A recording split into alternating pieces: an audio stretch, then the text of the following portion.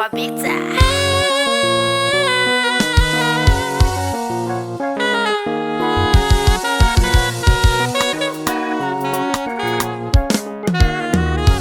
Vaisindiseka mwatye iwe hanzi zirume risingawane. Vaisindiseka mwatye iwe akuti tsvimborume yemakore. Vainditi kukomba kunge nhanga azvaitombondisvota vachindidaro. Vaisingosaina vana vevamwe, vaisingosaina ndakatarisa. Nhasi ndezveduwo.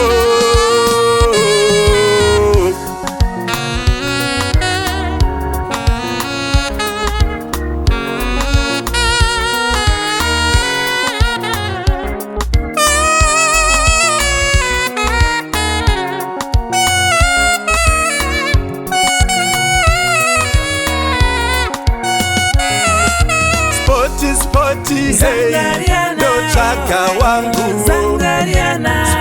Spoti, hey, ndotsvaga wangu.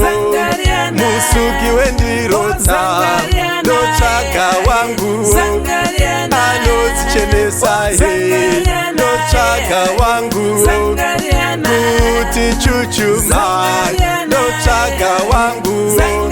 Semwedzi wakara, hey, ndotsvaga wangu.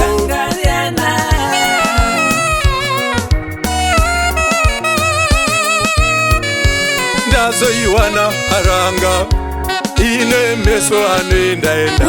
Ndazomuwana wemwoyo anodzika panoti ndini.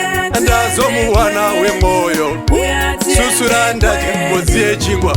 Muswera ndakaringa mwana iwe, muswera ndakaringa mwana wamai. Tiendewo kwedu mwana iwe, tiendewo kwedu masvingo. Tiendewo kwedu mwana iwe, tiendewo kwedu masvingo.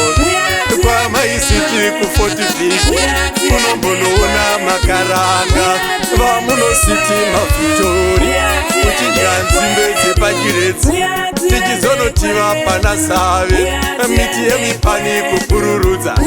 Amira ndikuratidze masvingo, amira ndikuratidze bebeni.